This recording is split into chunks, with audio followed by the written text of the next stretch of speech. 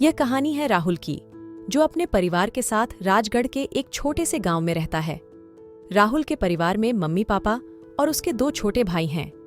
राहुल के पापा हमेशा से ही अपने बच्चों को अच्छा पढ़ाना लिखाना चाहते थे और इसी के चलते वह गांव से शहर आ जाते हैं और तीनों भाइयों का एडमिशन शहर के एक अच्छे स्कूल में करवा देते हैं। राहुल 11th क्लास में पढ़ता है। राहुल से छोटे दोनों भाइयों का मन तो अपने नए स्कूल में अच्छे से लग रहा था, लेकिन राहुल अभी भी खोया खोया सा रहता है। उसे अपने नए स्कूल में अच्छा नहीं लग रहा था। ना तो उसे स्कूल जाने में कोई दिलचस्पी थी, ना ही नए दोस्त बनाने में, लेकिन फिर भी वो जैसे तैसे स्कूल जा रहा था। कुछ महीने यूं ही बीत जाते हैं। अब धीरे धीरे राहुल की अपने क्लास के कुछ लड़कों से दोस्ती हुई, जिससे उसका पढ़ने में मन भी लगने लगा। फिर एक दिन राहुल को अपनी क्लास में एक लड़की दिखी, जो कि राहुल की क्लास में ही पढ़ती है। राहुल को पता चला कि उसका नाम दिव्या है। राहुल की नजरें जब भी दिव्या पर जाती तो वह सोचता कि दिव्या कैसे चोरी चोरी कुछ ना कुछ खाती रहती है, क्या इसे डर नहीं लगता टीचर का। और वहीं दूसरी ओर दिव्या जब भी राहुल को देखती तो सोचती कि यह लड़का हमेशा इतना सीरियस क्यों रहता है, जरूर इसके घर में कोई परेशानी होगी। कभी कभी तो राहुल उसे बेचारा और परेशान लगता, पर कभी कभी वो उसे घमंडी और अकड़ू भी लगता। दोनों बस ऐसे ही कभी कभी एक दूसरे को देखा करते थे, पर दोनों की आपस में ना तो कभी बात हुई और ना ही दोस्ती। एक दिन राहुल दिव्या को दूर से ही देख रहा था। उस दिन पहली बार उसने दिव्या को थोड़ा गौर से देखा तो उसे अपनी ही सोच पर हंसी आ गई। हुआ यह कि उस दिन राहुल को पता चला कि दिव्या क्लास में बैठी बैठी चुपके से कुछ खाती नहीं है, बल्कि उसके गाल ही ऐसे फूले हुए हैं, जिनको साइड से देखने पर राहुल को ऐसा लगता था कि वह कुछ खा रही है। उस दिन के बाद से राहुल दिव्या को मन ही मन पसंद करने लगा। राहुल को दिव्या का क्लास में चुपचाप बैठे रहना और सिर्फ अपनी पढ़ाई पर ध्यान देना अच्छा लगने लगा था। ऐसे ही कुछ समय गुजर जाता है और राहुल ना जाने कब दिव्या को अपना दिल दे बैठता है, और दूसरी ओर दिव्या इस बात से बिल्कुल बेखबर अपनी ही दुनिया में गुम थी। ऐसे ही देखते देखते उनके फाइनल के एग्जाम हो जाते हैं और स्कूल की गर्मियों की छुट्टियां लग जाती हैं। पर इस बीच राहुल ने दिव्या से बात करने की कभी कोशिश नहीं की। जब 2 महीनों के बाद स्कूल दोबारा खुला तो राहुल को पता चला कि दिव्या स्कूल छोड़ के जा चुकी है। उसे यह बात जान के काफी बुरा लगा, पर वह अब कर भी क्या सकता था। उसके पास ना तो दिव्या का कोई फोन नंबर था और ना ही उसके घर का पता। अब दोनों 12th में आ चुके हैं। इसी तरह 1 साल और निकल गया। अब राहुल और दिव्या कॉलेज में आ जाते हैं। एक दिन राहुल फेसबुक चला रहा था, तभी उसे दिव्या की प्रोफाइल दिखी।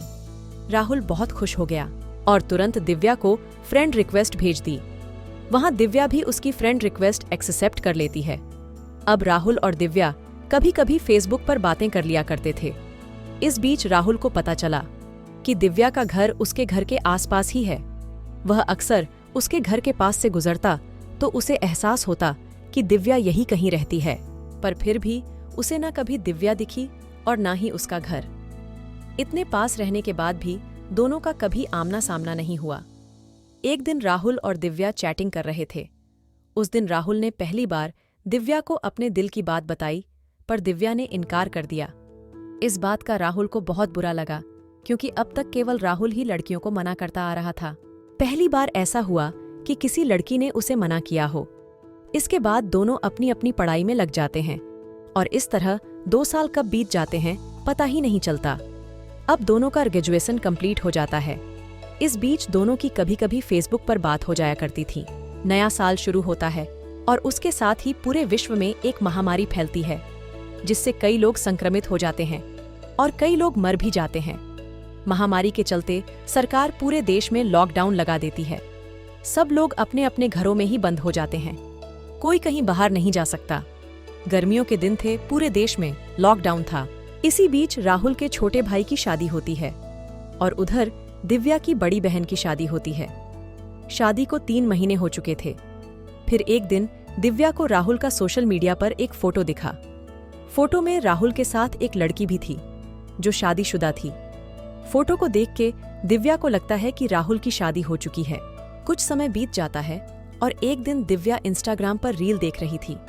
उसे एक मिट्टू की रील दिखी। उसे वह अपने कुछ दोस्तों को सेंड करती है। पता नहीं दिव्या को क्या सूझी कि वह वो रील राहुल को भी सेंड कर देती है। जबकि इससे पहले उसने राहुल को कभी कुछ सेंड नहीं किया था। शायद यह भगवान की ही मर्जी थी। जब राहुल वीडियो देखता है तो फिर दिव्या का हालचाल भी पूछ ही लेता है और इसी तरह दोनों की एक बार फिर से बात होती है। दिव्या राहुल से पूछती है, तुमने इतनी जल्दी शादी क्यों कर ली? ये बात सुन के राहुल को यह समझने में जरा भी देर नहीं लगती कि दिव्या ने उसके छोटे भाई और उसकी पत्नी को देखा है। फिर राहुल दिव्या को बताता है कि शादी उसकी नहीं बल्कि उसके छोटे भाई की हुई है। तब दिव्या उससे पूछती है कि तुम कब कर रहे हो शादी? तो राहुल मजाक में कहता है कि अगर तुम तैयार हो तो मैं घर वालों से बात करूं। दिव्या यह सुन के हंस देती है और कुछ नहीं कहती। कहने को तो दिव्या ने उस दिन राहुल की शादी वाली बात को हंस के टाल दिया था, पर कहीं न कहीं अब वह राहुल के बारे में सोच रही थी और ऐसा पहली बार हुआ था कि दिव्या राहुल के बारे में सोच रही हो। दिव्या के मन में चल रहा था कि एक ना एक दिन शादी तो करनी ही है, तो क्यों ना किसी ऐसे इंसान से की जाए जिसे वह पहले से जानती हो। पर राहुल को लेकर वो अभी भी श्योर नहीं थी, क्योंकि दोनों की कभी इतनी ज्यादा बातें हुई नहीं थीं कि एक दूसरे की पसंद नापसंद, अच्छाई बुराई जान सकें। राहुल देखने में हैंडसम था, इस बात में दिव्या को कोई संदेह नहीं था। भले उन्हें एक दूसरे को देखे हुए 6 साल हो चुके थे, पर दिव्या राहुल के नेचर को लेकर थोड़ी डाउट में थी, क्योंकि उसे राहुल अभी भी अकड़ू और घमंडी लगता था। दिव्या के मन में राहुल को लेकर इतनी उलझने चल रही थी और इस बात से राहुल बिल्कुल अनजान था। किसी तरह दिव्या ने राहुल का नंबर लिया और फिर इनकी बातें शुरू हुईं। बातें करते हुए 1 साल गुजर गया और इस बीच दिव्या को राहुल से कब प्यार हो गया उसे पता ही नहीं चला। राहुल भी दिव्या के दिल की बात अच्छे से समझ रहा था और एक दिन वह शादी के लिए दिव्या से पूछता है और दिव्या भी इस बार उसे हाँ में जवाब देती है। दोनों का रिश्ता बहुत ही खूबसूरत तरीके से चल रहा था। 1 साल से ज्यादा का समय बीत गया था, पर दोनों अभी तक मिले नहीं थे। एक दिन दोनों मिलने का तय करते हैं और दिव्या के घर के पास वाले मंदिर में दोनों मिलते हैं। वैसे तो दोनों पूरे 7 सालों बाद मिल रहे थे, पर उस 10 मिनट की एक मुलाकात ने उन 7 सालों के फासलों को भर दिया। दोनों एक दूसरे से मिलके बहुत ही खुश थे। फिर राहुल और दिव्या अपने रिश्ते के बारे में घर पर बताते हैं। दोनों के परिवार को रिश्ते से कोई आपत्ति नहीं थी, पर राहुल के परिवार वाले शादी जल्दी करना चाहते थे और दिव्या की फैमिली इस बात के लिए तैयार नहीं थी, क्योंकि दिव्या की एक बड़ी बहन थी जिसकी शादी अभी होनी थी। राहुल के लिए दूसरे रिश्ते आने लगे और ये बात राहुल और दिव्या दोनों को परेशान कर रही थी। राहुल की फैमिली कई रिश्ते देखती है, पर राहुल हर बार मना कर देता और राहुल का हर रिश्ते को मना करना उसके परिवार वालों को बुरा लगने लगा। एक दिन राहुल की मम्मी दिव्या से मिलने के लिए कहती हैं। राहुल और मम्मी दिव्या के घर जाते हैं। राहुल की मम्मी को दिव्या का नेचर कुछ खास पसंद नहीं आता। उन्हें दिव्या थोड़ी घमंडी लगी। राहुल ने मम्मी को कई बार समझाया कि दिव्या थोड़ा कम बोलती है और वह आपको देखकर थोड़ी नर्वस थी, पर फिर भी उनकी दिव्या को लेकर यह सोच नहीं बदली। और इसी तरह 1 साल और बीत गया, पर राहुल के परिवार की तरफ से शादी के लिए सहमति नहीं हुई और इस बात से दोनों बहुत दुखी भी थे। पर कहते हैं ना, मियाँ बीवी राजी तो क्या करेगा काजी। जिस रिश्ते की शुरुआत ही भगवान के मंदिर में हुई हो, उसका अधूरा रह जाना कैसे मुमकिन था। समय बीतता चला जाता है और दोनों का प्यार और गहरा हो जाता है और इस बात को दोनों की फैमिली भी अच्छे से समझने लगी थी। अपने बेटे के सच्चे प्यार को देखकर राहुल का परिवार भी दिव्या से शादी के लिए हाँ कर देता है और बहुत ही अच्छे से और खुशी से दोनों की शादी हो जाती है। दोनों बहुत ही खुश थे एक दूसरे के साथ। एक दूसरे को देखने से लेकर प्यार और फिर शादी तक के इस सफर को 10 साल हो चुके थे। राहुल ने अपनी जिंदगी में पहली बार जिस लड़की को प्रपोज किया, उससे उसकी शादी हो गई और दिव्या ने जैसा पार्टनर अपने लिए सोचा था उसे वो मिल गया। इससे अच्छी बात और क्या हो सकती है।